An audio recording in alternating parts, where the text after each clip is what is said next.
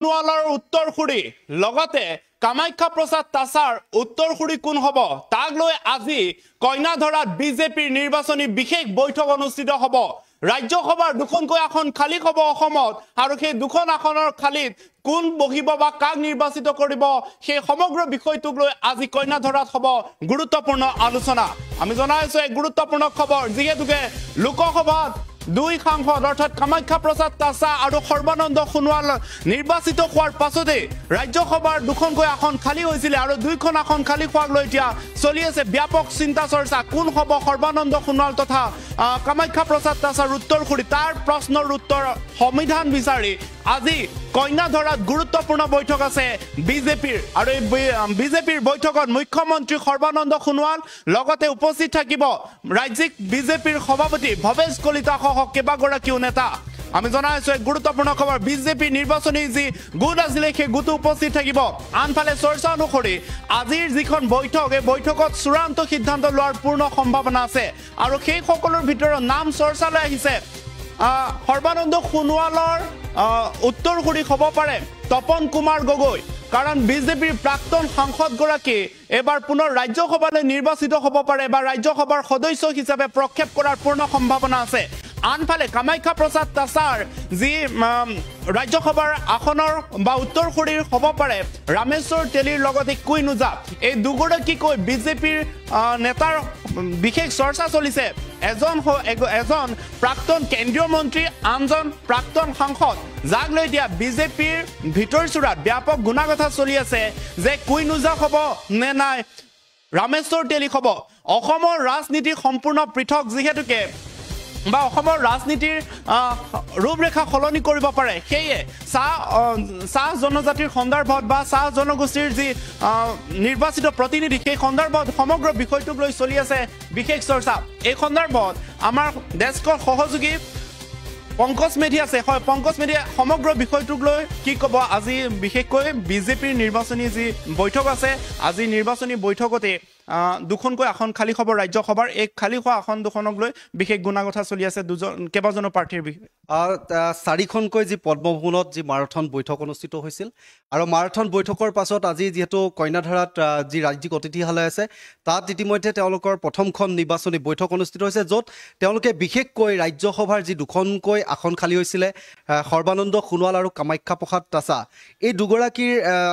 উত্তৰসূৰী কোন হ'ব তেওঁলোকে আজি নিৰ্বাচন কৰিব আৰু বিশেষকৈ এটা কথা খুব গুণাগথা চলিছে যে তপন কুমাৰ গগৈক এফালে যদি আমি কওঁ মুখ্যমন্ত্ৰীয়ে কিছুদিন পূৰ্বে ইংগিত দিছিলে যে তপন কুমাৰ গগৈক কৈছিলে যে সাংসদ গৌৰৱ গগৈ বৰ্তমান গৌৰৱ গগৈতকৈ যাতে তেওঁ জনসাধাৰণৰ কাষত যোৰহাটবাসীৰ কাষতে হওক বা জনসাধাৰণৰ কাষত বিশেষভাৱে তেওঁ থাকে এই কথাখিনিও কৈছিল আৰু তেওঁ কৈছে যে প্ৰতিটো মুহূৰ্তত তপন কুমাৰ গগৈক এক প্ৰকাৰে জনসাধাৰণৰ কাষলৈ যোৱাৰ চেষ্টা কৰিবলৈ তেওঁ কৈ আছিলে আৰু সেই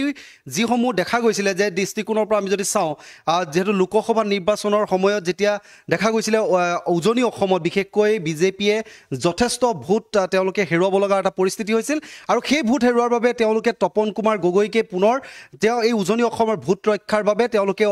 ৰাজ্যসভাৰ সাংসদ হিচাপে নিৰ্বাচন কৰা একদম পূৰ্ণ সম্ভাৱনা আছে। ঠিক একেদৰে আমি যদি কওঁ যিগৰাকী কামাখ্যা প্ৰসাদ তাছাৰ যি স্থান খালী হৈছিলে সেই তাৰ ক্ষেত্ৰত তেওঁলোকে ৰাজ্যসভাৰ নিৰ্বাচন হিচাপে যিগৰাকী প্ৰাৰ্থিত্ব প্ৰত্যাশী নাম ইতিমধ্যে চৰ্চা চলি আছে ৰামেশ্বৰ তেলী নাম চৰ্চা চলি আছে ৰাজদীপ ৰয় নাম চলি আছে অনুপ সিং পুৰোহিতৰ নাম চলি আছে ভাস্কৰ দাহালৰ নাম চলি আছে আৰু মহিলাৰ ক্ষেত্ৰত আমি যদি কওঁ দুগৰাকী নাম ইতিমধ্যে খুব চৰ্চাত আছে এগৰাকী হৈছে নতুন মুখ মৃদুলা বৰকাকতি আনগৰাকী কুইনুজা কিন্তু এই গোটেই কথাখিনি যদি আমি চাওঁ এই যিসকলৰ নাম চৰ্চাত আছিলে তেওঁলোকে ইতিমধ্যে বিজেপিয়ে যিহেতু আমি কৈছোঁ যে তেওঁলোকে খুব নিৰ্বাচনী ৰণকৌশল কেনেধৰণে প্ৰস্তুত কৰিব গোটেই কথাখিনি তেওঁলোকে ইতিমধ্যে আজিৰ যি নিৰ্বাচনী বৈঠক আছে তেওঁলোকে ৰাষ্ট্ৰীয় নেতৃত্ব তাত উপস্থিত থাকিব মুখ্যমন্ত্ৰী হিমন্ত বিশ্ব শৰ্মা থাকিব তেওঁলোকৰ প্ৰভাৰী থাকিব তেওঁলোকৰ যিসমূহ নিৰ্বাচনী কমিটিৰ যি সদস্যসকল আছে তেওঁলোকে গোটেই উপস্থিত থাকিব আৰু তাতে ৰাজ্যসভাৰ যি দুখন আসন আৰু সেই দুখন আসনৰ ওপৰত আজি সম্পূৰ্ণ তেওঁলোকে আলোচনা কৰিব আৰু আলোচনাৰ পাছত খুব সম্ভৱ কম দিনৰ ভিতৰত তেওঁলোকে ৰাজ্যসভাৰ বাবে তেওঁলোকৰ নিৰ্বাচিত প্ৰাৰ্থী দুগৰাকী নাম ঘোষণা কৰিব আৰু এই আলোচনাৰ লগতে কিন্তু আগন্তুক পঞ্চায়ত নিৰ্বাচন আৰু উপ নিৰ্বাচনৰ সন্দৰ্ভতো খুব সম্ভৱ খুব আলোচনা হ'ব কিয়নো পঞ্চায়ত নিৰ্বাচন আৰু উপ নিৰ্বাচনৰ ক্ষেত্ৰত যথেষ্ট তেওঁলোকে এটা কথা কৈছে যে যিসমূহ ভোট তেওঁলোকৰ হ্ৰাস পাইছিলে তেওঁলোকে এই ভোটসমূহ যাতে ঘূৰাই পায় তাৰ বাবে যিখিনি ৰণকৌশল প্ৰস্তুত কৰিব লাগে তেওঁলোকে বুথ সমিতিক কেনেধৰণে শক্তিশালী কৰিব লাগে তেওঁলোকে প্ৰভাৰীসকলক কেনেধৰণে ৰণকৌশল প্ৰস্তুতিৰ বাবে বুথ কমিটিক কেনেধৰণে শক্তিশালী কৰিব লাগে এই গোটেই কথাখিনি ইতিমধ্যে তাত আলোচনা হ'ব আৰু আজিৰ দিনটোত আমি কৈছোঁ যে ৰাজ্যসভাৰ বিশেষকৈ দুখনকৈ আসন যি দুখন আসনৰ সন্দৰ্ভত আজি বিশেষভাৱে আলোচনা হ'ব আৰু এটা প্ৰশ্ন উত্থাপন কৰে এইখিনিতে প্ৰশ্ন হয় যিহেতুকে উপনিৰ্বাচন আহি আছে এই উপনিৰ্বাচনত 5টাকৈ সমষ্টি আছে এই 5টা সমষ্টিত বিশেষ চৰ্চা চলিছে তিনিটা সমষ্টিক লৈ বিহালী চামগুৰি লগতে বঙাইগাঁও এই বঙাইগাঁও সমষ্টিক লৈ বৰ্তমানো কোনো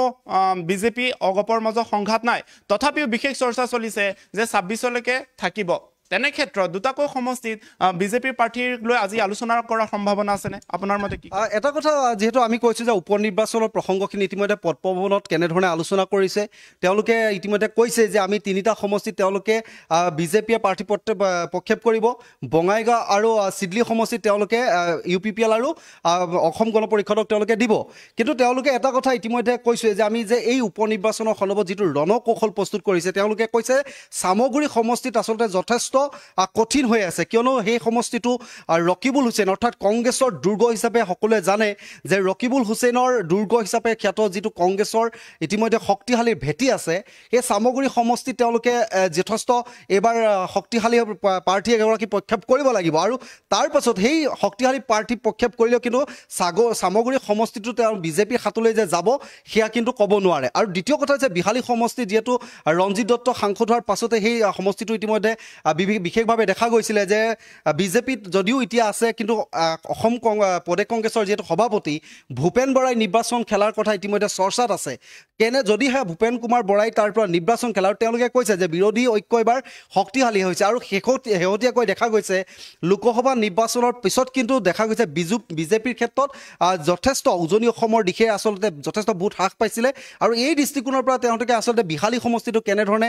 উদ্ধাৰ কৰিব এই গোটেই কথাখিনি ইতিমধ্যে আলোচনাত তেওঁলোকে মিলিত হৈছে আৰু আলোচনাত তেওঁলোকক কৈছোঁৱে আমি বুথ সমষ্টি কেনেধৰণে শক্তিশালী কৰিব এই গোটেই কথাখিনি তেওঁলোকে আলোচনা কৰিছে আলোচনাৰ পিছত তেওঁলোকে কেনেধৰণৰ প্ৰাৰ্থী প্ৰক্ষেপ কৰিব এইখিনি কথা বিশেষভাৱে আলোচনা হ'ব আৰু এটা প্ৰশ্ন হয় ধৰ্মীয় সংখ্যালঘুৰ সন্দৰ্ভত যিহেতুকে মুখ্যমন্ত্ৰীয়ে কৈ আছে যে ধৰ্মীয় সংখ্যালঘু য'ত বেছি আছে সেই অঞ্চলসমূহত বিজেপিৰ শক্তি এক প্ৰকাৰ নাই বুলি ক'ব লাগিব তেনেস্থলত চামগুৰি চিডলিৰ কথা ক'ব লাগিব আনফালে কাছাৰৰ ফালে যদি চোৱা যায় যি পৰিমল শুক্লবৈদ্যৰ বৰ্তমানৰ সাংসদ সেই আসন খালী হৈ আছে তেনে ক্ষেত্ৰত কি ৰণনীতি প্ৰস্তুত কৰাৰ সম্ভাৱনা আছে মুখ্যমন্ত্ৰী কিন্তু একাংশ ধৰ্মীয় সংখ্যালঘুৰ সন্দৰ্ভত টাৰ্গেট কৰি লৈছে আপুনি কি দৃষ্টিকোণ দেখি পাইছে বা কি বিচাৰি পাইছে যেহেতু এটা কথা ক'ব লাগিব যেহেতু আমি সেই সমষ্টিকেইটাত যদি কওঁ বৰ্তমান নিৰ্ণায়ক ভূমিকা কোনে গ্ৰহণ কৰিব তাত সংখ্যালঘু ভোটাৰ কিমান আছে আৰু বিশেষভাৱে তেওঁলোকে মুখ্যমন্ত্ৰী শেহতীয়াকৈ দেখা গৈছে যে সংখ্যালঘু বা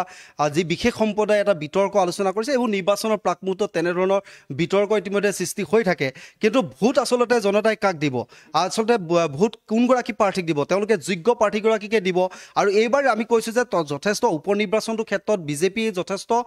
তেওঁলোকে সন্দেহত আছে কিয়নো শেহতীয়াকৈ যদি 14খন আসনৰ 3খন আসন ইতিমধ্যে কংগ্ৰেছে লৈ গৈছে আৰু কংগ্ৰেছে লৈ যোৱাৰ পাছত যি 11খন আসন বিজেপিয়ে লাভ কৰিছে যদিও আমি বিজেপি মিত্ৰজোঁটে লাভ কৰিছে কিন্তু তাৰ পাছতো তেওঁলোকৰ সন্দেহ আছে এই যি উপনিৰ্বাচনত কিন্তু যথেষ্ট তেওঁলোকে শক্তিশালীভাৱে যুঁজিব লাগিব তাৰ বাবে তেওঁলোকে আজিৰ দিনটোত তেওঁলোকে আলোচনাৰ পিছত এই প্ৰাৰ্থীসকল কেনেধৰণৰ প্ৰাৰ্থী প্ৰক্ষেপ কৰিব লাগিব এই সমষ্টি উদ্ধাৰৰ বাবে এইখিনি কিন্তু তাৰপিছত আলোচনা হ'ব আলোচনাৰ পিছতে নাম প্ৰকাশ কৰিব ধন্যবাদ জনাইছোঁ পংকজ মেধি এয়া আছিল যিহেতুকে আজিৰ দিনটোত এক ডাঙৰ খবৰ হৈ পৰিছে আজি কইনাধৰাত ৰাজ্যিক বিজেপিৰ যি নিৰ্বাচনী গোটৰ সদস্য আছিলে তেওঁলোকৰ সৈতে বিশেষ আলোচনাত মিলিত হ'ব ৰাজ্যসভা নিৰ্বাচন লগতে উপনিৰ্বাচন আহি আছে পঞ্চায়ত নিৰ্বাচন এই সমগ্ৰ A to Z আজি ৰণনীতি প্ৰস্তুত কৰিব বিজেপি যিকোনো খবৰৰ বাবে যোগাযোগ কৰক 7099017330 আৰু 7099017330